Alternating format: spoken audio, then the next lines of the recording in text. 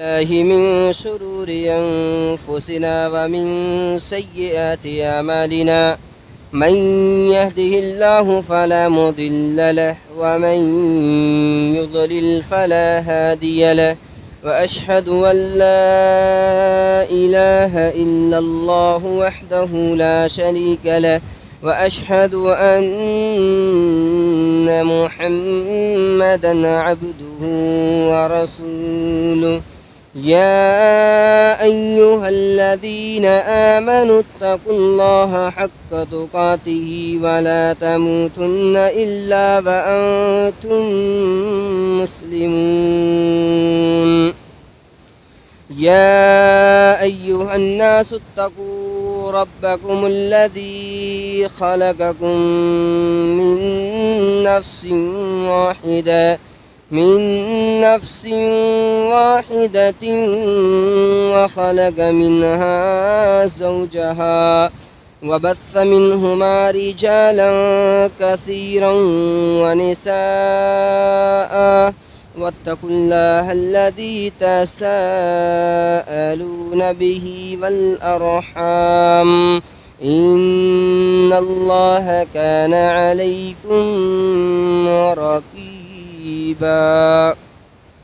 يا أيها الذين آمنوا اتقوا الله وقولوا قولا سديدا يصلح لكم أعمالكم ويغفر لكم ذنوبكم ومن يطع الله ورسوله فقد فاز فوزا عظيما أما بعد فإن خير الحديث كتاب الله وخير الهدي هدي محمد صلى الله عليه وسلم وشر الأمور محدثاتها وكل محدثة بدعة وكل بدعة ضلالة وكل ضلالة في النار. أعوذ بالله من الشيطان الرجيم. بسم الله الرحمن الرحيم.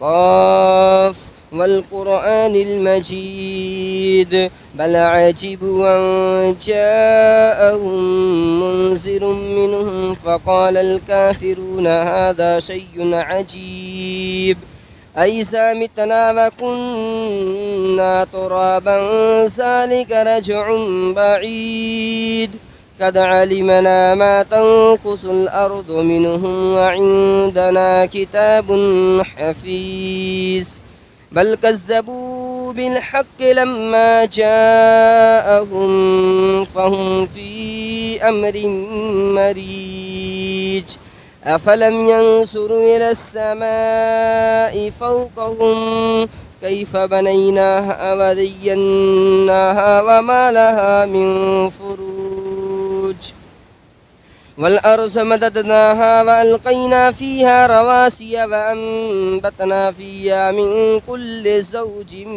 بهيج تبصرة وذكرى لكل عبد منيب ونزلنا من السماء ماء مباركا فأنبتنا به جنات وحب الحصيد والنخل باسقات لها طلع نضيد رزقا للعباد وأحيينا به بلدة ميتا كذلك الخروج كذبت قبلهم قوم نوح وأصحاب الرس وثمود وعاد وفرعون وإخوان لوط وأصحاب الأيكة وقوم تبع كل كذب الرسل فحق وعيد أفأينا بالخلق الأول بل هم في لبس من خلق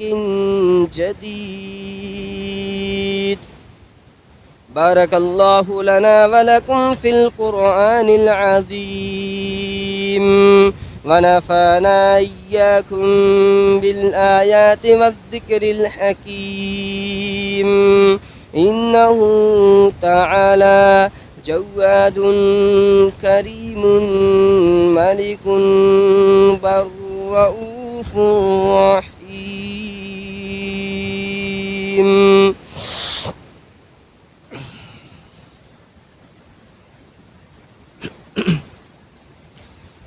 الحمد لله رب العالمين والعاقبة للمتقين والصلاة والسلام على أشرف الأنبياء والمرسلين. أما بعد، أعوذ بالله من الشيطان الرجيم. بسم الله الرحمن الرحيم.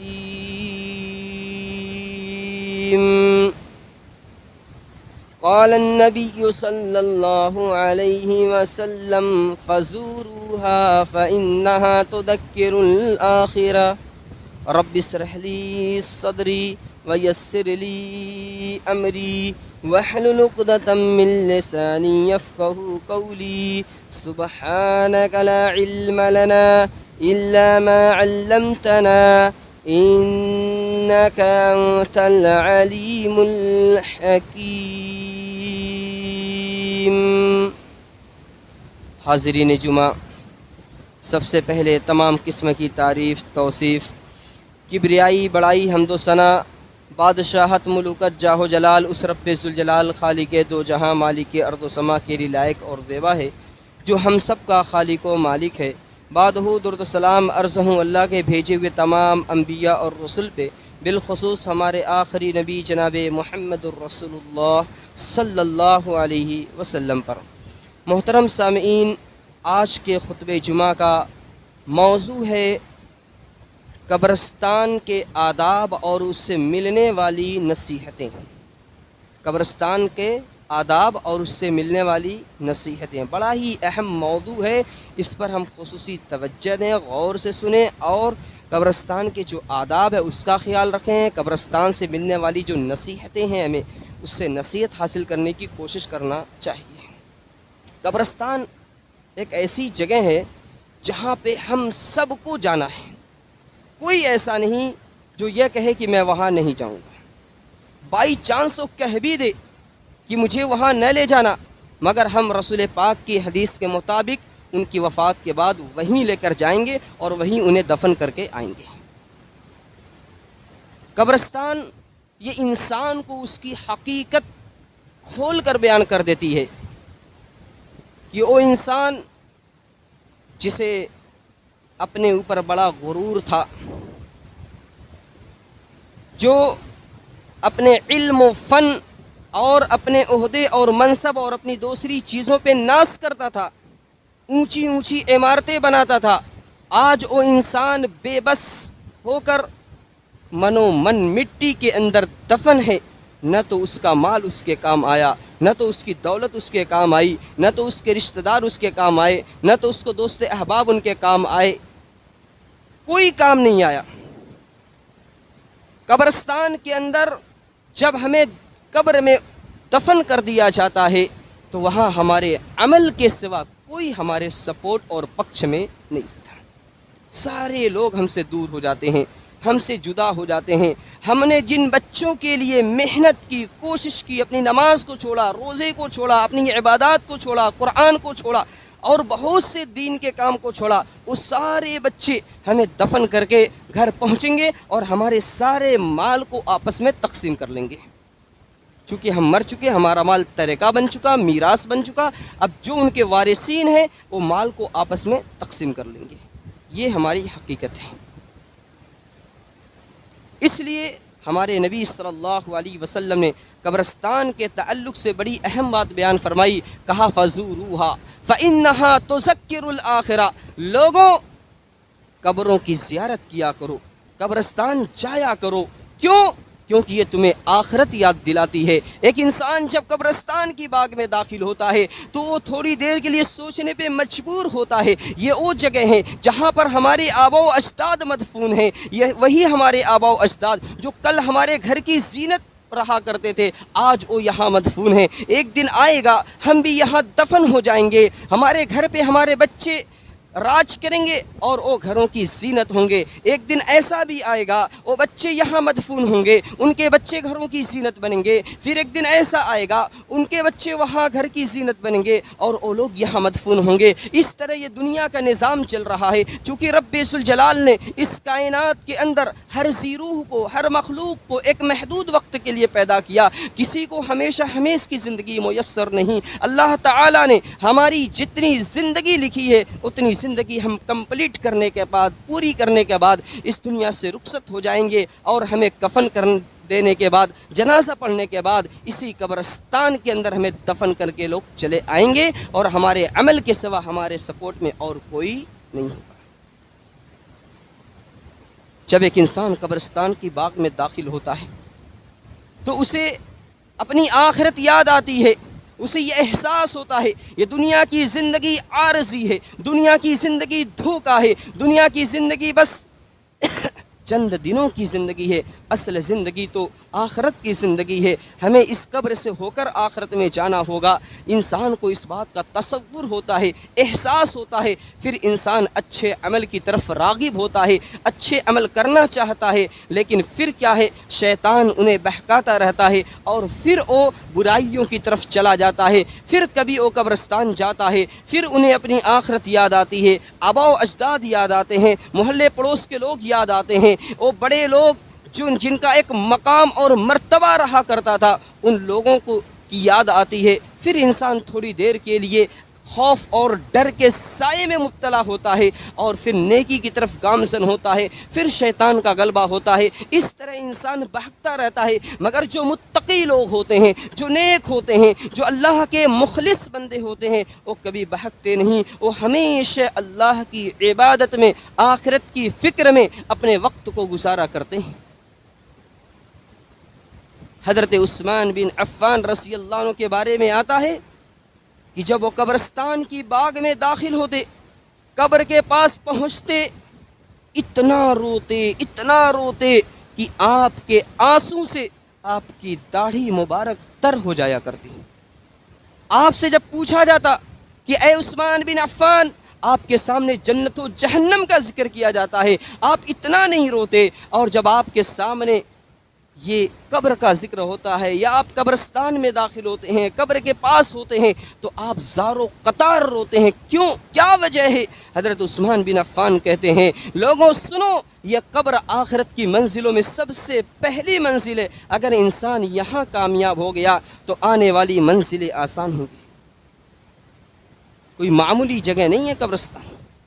اسی لیے اس قبرستان کو مقام عبرت کہا جاتا ہے, عبرت کی جگہ کہا جاتا ہے. قبرستان کو چاروں طرف سے ہمیں گھیر کر رکھنا چاہیے تاکہ انسان وقتاً فوقتاً وہاں پہنچے. یہ نہیں کہ بالکل عموم بنا دیا جائے, چاروں طرف سے کھلے ہوں, بچے جا کر کھیلیں, لوگ جا کر وہاں کام کریں. یہ ساری چیزیں اگر رہیں گی تو اس کی جو تخصیص ہے یا اس کا جو مقام ہے یا وہ جو مقام عبرت ہے وہ ہمارے ذہن سے نکل جائے گا. جب کوئی وہاں جا کے کھیلے گا, کودے گا, اپنا کام کرے گا, ساری چیزیں کرے گا, اس کے ذہن میں کہاں سے اس کا ڈر اور خوف پیدا ہوگا کہ ایک دن ہمیں آنا ہے, یہ کرنا ہے. وہ چیز اس کے ذہن سے پھر نکل جائے گی. اسی لیے کہا جاتا قبرستان کی چہار دیواری یہ ضروری ہے تاکہ ہم وقتاً فوقتاً وہاں جائیں, عمومی طور پہ ہم وہاں جا کر کھیل و کود میں مبتلا نہ ہو. مگر افسوس ہوتا ہے ہمارے بہت سے نوجوان, جو چھوٹے بچے ہیں وہ تو کم عقل ہیں, جو بڑے ہیں نوجوان ہیں, وہ اگر قبرستان کی باغ میں رات کے وقت اور دوسرے اوقات میں داخل ہوں اور وہاں بجائے اس کے کی عبرت حاصل کریں, وہ اپنے موبائل اور یعنی سوشل میڈیا پہ آپ لگے رہیں. یہ کتنے افسوس کی بات ہے. جو جگہ مقام عبرت ہے, جہاں جانے کے بعد صحابہ کی آنکھ سے اتنے آنسو جاری ہوتے کہ داڑھی مبارک تر ہو جایا کرتی تھی, وہاں جا کر اگر ہم موبائل کا استعمال کریں, دنیا کے کام میں اگر لگے رہیں, تو اس سے بڑے افسوس کی کیا بات ہو سکتی ہے. اس لیے میرے نوجوانوں, یاد رکھو, آپ کی جگہ وہ نہیں, آپ کی جگہ آپ کا گھر ہے, آپ کی جگہ آپ کے محلے کی مسجد ہے, آپ کی جگہ آپ کے تعلیم کی جگہ ہے, آپ کی جگہ آپ کے اور دوسری جگہ ہیں. لیکن یہ وہ جگہ نہیں جہاں آپ جا کر بیٹھیں، موبائل کا استعمال کریں اور دوسری چیزیں، بہت ساری چیزیں وہاں آپ کرتے ہیں، یہ آپ کے لیے کسی صورت مناسب نہیں ہے۔ آپ کو تو چاہیے کبھی فجر کے بعد، کبھی عصر کے بعد، کبھی عشاء کے بعد، کبھی رات کی تاریکی میں، کبھی دن کے اجالے میں وہاں پہنچے، اس نیت سے کہ چلو دیکھوں یہ وہ جگہ ہے جہاں پر بہت سے لوگ مدفون ہیں، دفن ہیں، ہم وہاں پہنچ کر عبرت حاصل کریں اور یہ سوچیں، پل بھر کے لیے، تھوڑی دیر کے لیے سوچیں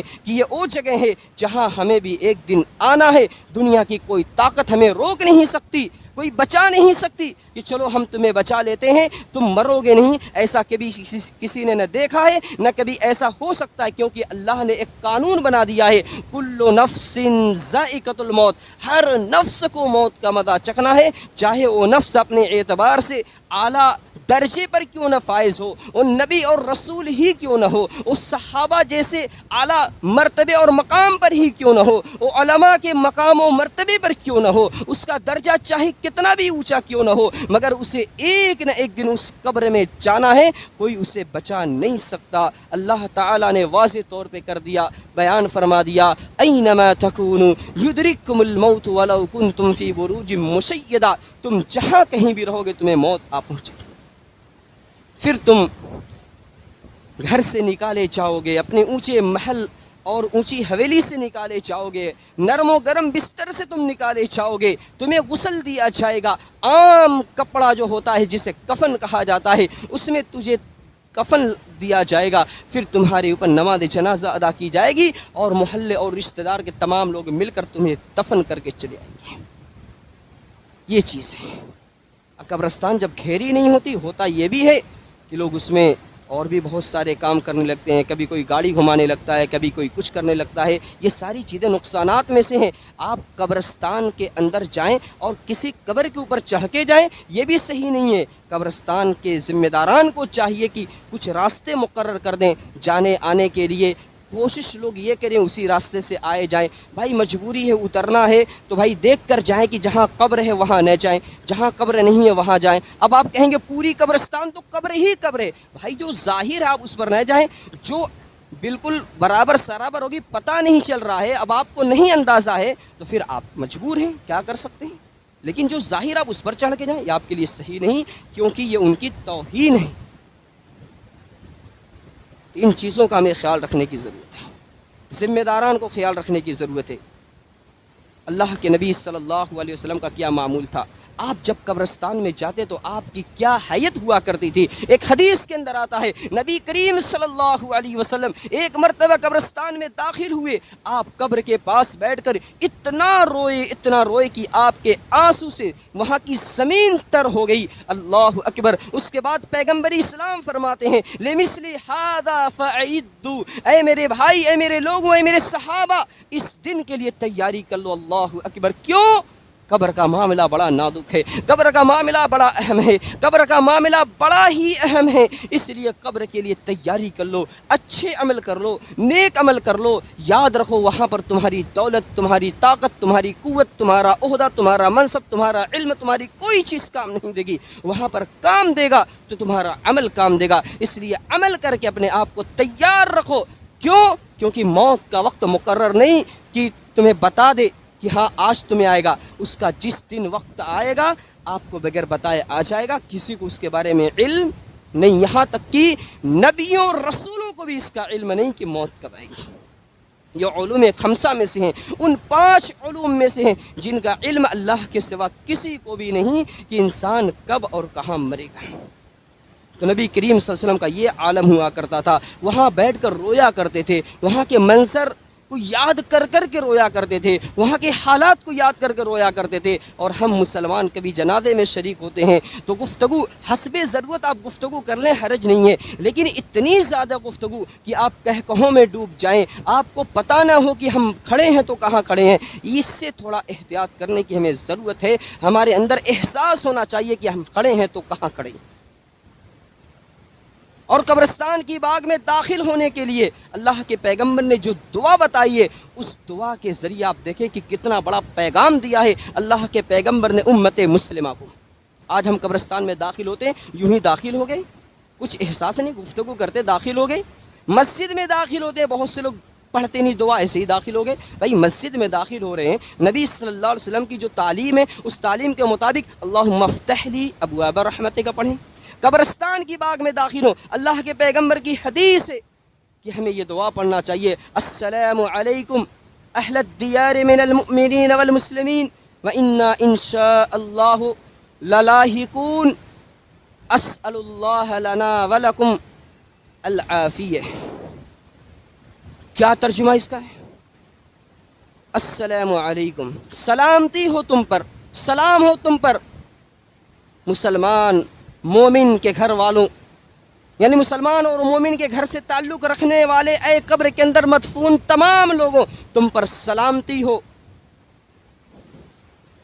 ہم ان قریب تم سے ملنے والے ہیں، ہم بھی تمہارے پاس آنے والے ہیں۔ یعنی ہم ایک طریقے سے یہ پیغام ہمیں مل رہا ہے کہ ہمیں بھی ایک دن وہاں جانا ہی جانا ہے، کوئی ایسا نہیں جو بچ جائے۔ آپ دیکھ لیں، اپنے گھر کی تاریخ اٹھا کر دیکھ لیں، اپنے خاندان کی تاریخ اٹھا کر دیکھ لیں کہ ہمارے کتنے ایسے لوگ ہیں جو کل تک ہمارے بیچ موجود تھے مگر آج ہمارے بیچ موجود نہیں۔ کل تک وہ قبرستان میں جا کر لوگوں کے لیے دعائیں کیا کرتے تھے، آج وہ مدفون ہیں، لوگ جا کر ان کے لیے دعائیں کر رہے ہیں۔ تو اس طریقے سے اللہ کے نبی صلی اللہ علیہ وسلم نے یہ جو دعا سکھائی ہے، اس دعا سے ہمیں یہ پیغام مل رہا ہے کہ ہمیں ایک دن جانا ہے۔ وَإِنَّا إِن شَاءَ اللَّهُ لَلَاحِقُونَ۔ پھر اس کے بعد کا اسأل اللہ لنا ولکم العافیہ، ہم اپنے لیے اور تمہارے لیے عافیت کی دعا کرتے ہیں، عافیت کی دعا کرتے ہیں کہ اللہ ہمیں بھی عافیت دے اور تمہیں بھی عافیت دے۔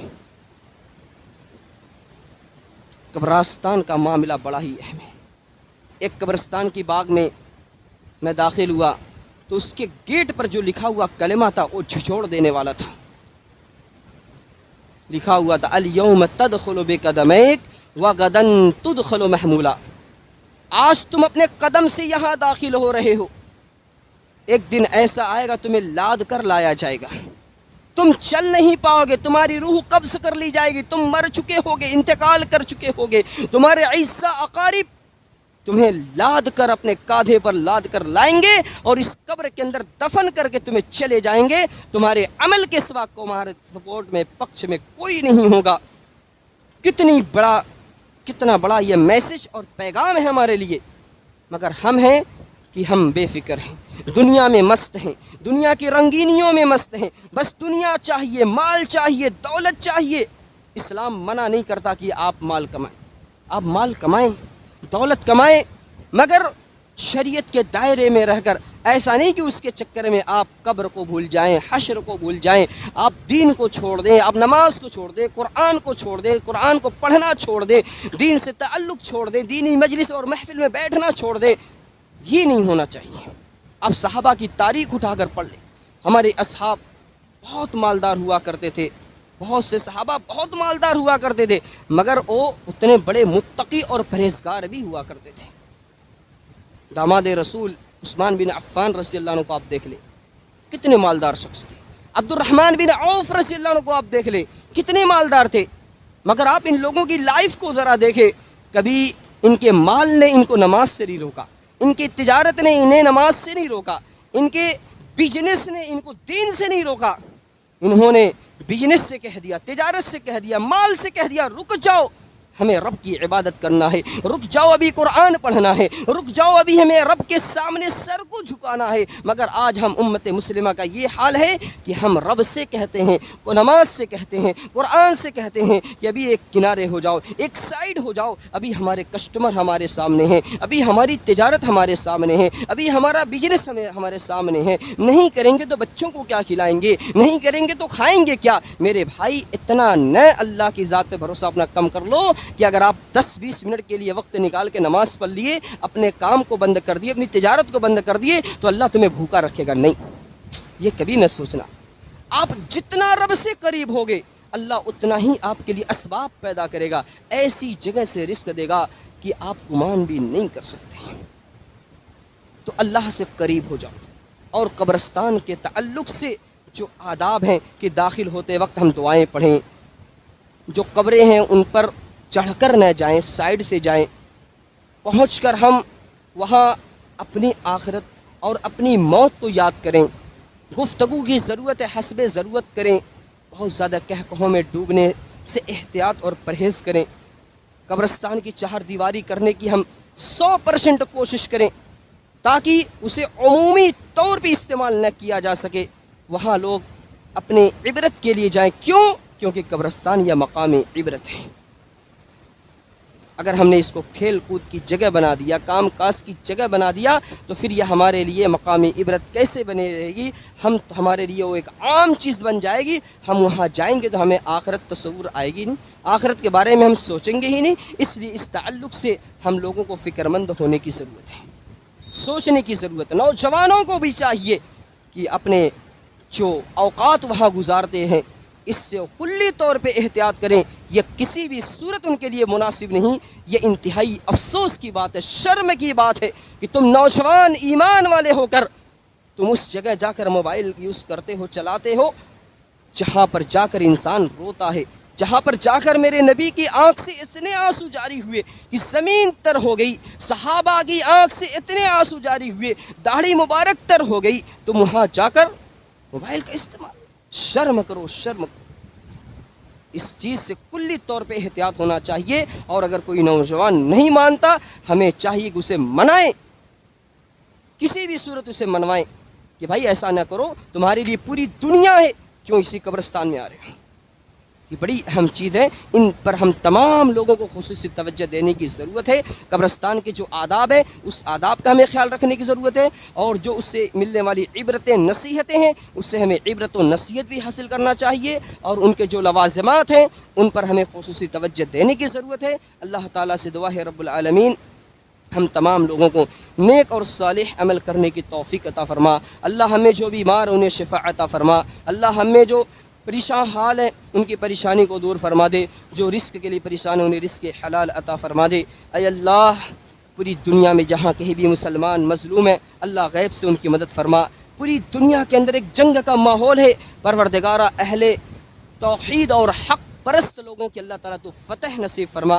جو ظالمین اس کے اندر مکر کر رہے ہیں، چالیں چل رہی ہیں، بڑی چالیں بھی ہو رہی ہیں، بڑا مکر بھی ہو رہا ہے، لیکن چونکہ عالمی سیاست کا معاملہ بڑا الگ تھلگ ہوتا ہے، اس لیے اس پر گفتگو کرنا، بہت زیادہ باتیں کرنا، یہ بہرحال میرے حساب سے مناسب نہیں. اس لیے صرف ہم یہ دعا کریں گے کہ پروردگارہ جو حق پر ہیں، جو اہل التوحید ہیں، جو پکے سچے ایمان والے ہیں، مولا کریم ان کی تو فتح نصیب فرما. اور جو ظالمین کے ساتھ مل کر اہل الاسلام، اہل التوحید، اہل الایمان کا خون کرتے تھے، پروردگارہ انہیں تو ذلیل کر دے، انہیں تو رسوا کر دے. اللہ تعالیٰ انہیں تو تباہ و برباد کر دے. مولا کریم ہمارے ملک کو امن کا گہوارہ بنا دے. یہاں پر جو نفرتیں ہیں، عداوتیں ہیں، جو دوریاں ہیں، اللہ تعالیٰ انہیں ختم کر کے آپس میں الفت اور محبت پیدا فرما دے. اللہ تعالیٰ ہمارے ملک کے اندر بھائی چارے پیدا فرما دے. اللہ بہت سے مسلمان بے قصور جیل کی سلاخوں میں قید ہیں، پروردگار ان کی جلد سے جلد رہائی عطا فرما. ان کے گھر والوں کو صبر کی توفیق عطا فرما. اے اللہ اسلام کو عزت اور سربلندی عطا فرما. اللہم اعز الاسلام والمسلمین، اللہم اعز الاسلام والمسلمین واذل الشرک والمشرکین. اللہم انصر من نصر دین